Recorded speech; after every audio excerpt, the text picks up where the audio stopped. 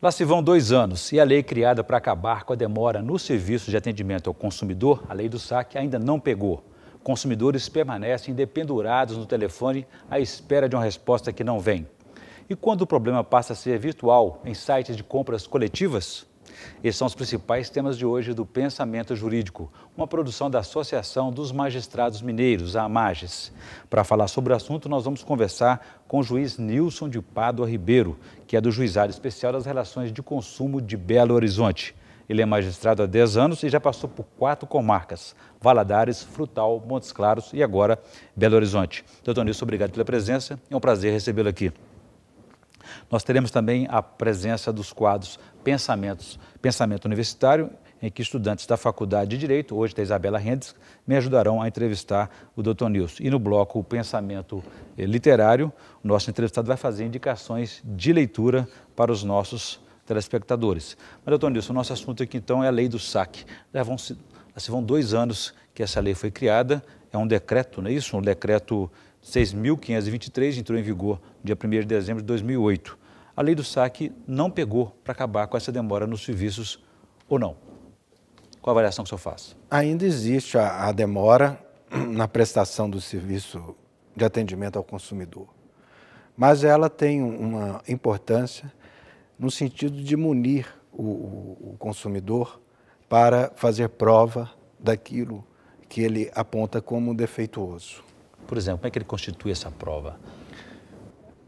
O atendimento de serviço ao consumidor, ele tem por finalidade atender reclamações, solicitações de suspensão e cancelamento de serviços.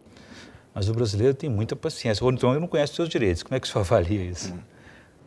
A lei fala que tem que ser tudo de imediato, a transferência não pode passar de 60 segundos, mas aquela gravação que está sendo ali veiculada junto ao atendente, ela serve de prova num processo em que o consumidor pleiteia os seus direitos em face de algum defeito na prestação do serviço. Teria que requerer, então, essa prova junto à própria empresa que ele está acusando e denunciando.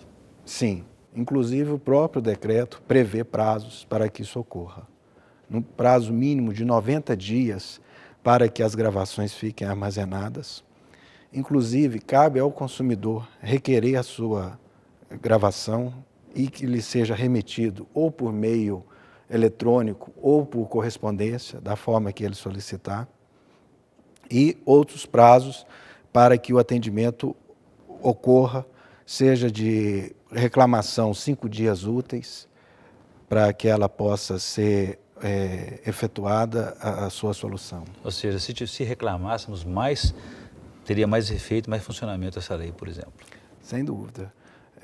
Além de se utilizar do serviço, cabe ao consumidor, quando do seu cumprimento, levar aos órgãos fiscalizadores das relações de consumo, quais sejam o Ministério Público, através das suas curadorias, e os órgãos de proteção ao consumidor. No caso, o PROCON, que é o mais popular aí, né? Agora, doutor Nilson, há 2 anos, então, essa lei está regulamentando os serviços de atendimento ao consumidor. O que essa lei, esse decreto, realmente diz? Ele possibilita ao consumidor trazer para a empresa as suas reclamações, as suas dúvidas, as suas solicitações de informação e, sobretudo, pedir a suspensão ou o cancelamento dos serviços e também de cobranças indevidas. E ao desrespeitar essa lei, como está acontecendo, parece que nada mudou, pouca coisa mudou nesse sentido, as empresas estariam desrespeitando essa lei e descumprindo também o Código de Defesa do Consumidor.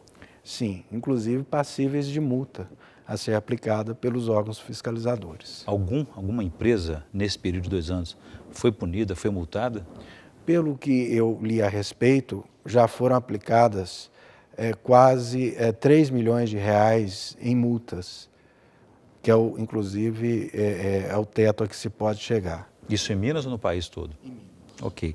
Agora, parece então que, apesar dessa multa, eles não aprenderam nada. Ou vale a pena pagar a multa em vez de investir na melhora do serviço? Acho que o prestador de serviço, ele tem um compromisso com a sociedade e, acima de tudo, com a dignidade humana. A multa era uma forma de inibir e de punir, mas cabe ao fornecedor de serviço, ao prestador de serviço, a consciência cívica de que ele tem que ter com o consumidor a lealdade e a cordialidade no trato dos seus serviços. Os tempos são outros, né, doutor Nilson? Eu, por exemplo, já fiquei até mais de 20 minutos aguardando a ligação de um atendente passando para o outro. Esse prazo também tinha que ser encurtado, não?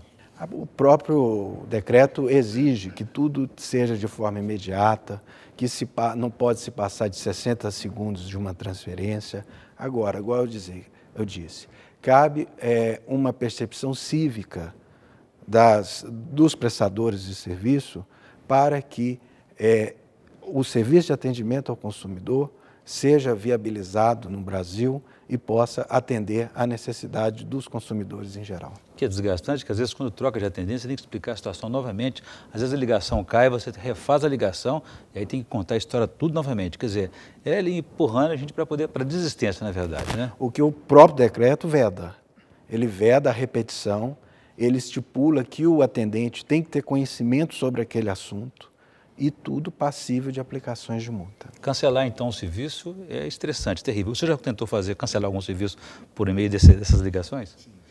E conseguiu cancelar? Consegui com muita paciência. Mas o decreto prevê que esse cancelamento ele tem que ocorrer de imediato. Tem que ocorrer a suspensão imediata da cobrança e do serviço. Muito bem. Vou fazer um pequeno intervalo. Gostaria, então, que no próximo bloco o senhor contasse para nós quando é que o consumidor percebe e que está na hora de procurar o PROCON e a Justiça, o que deve fazer exatamente. A gente volta em instantes.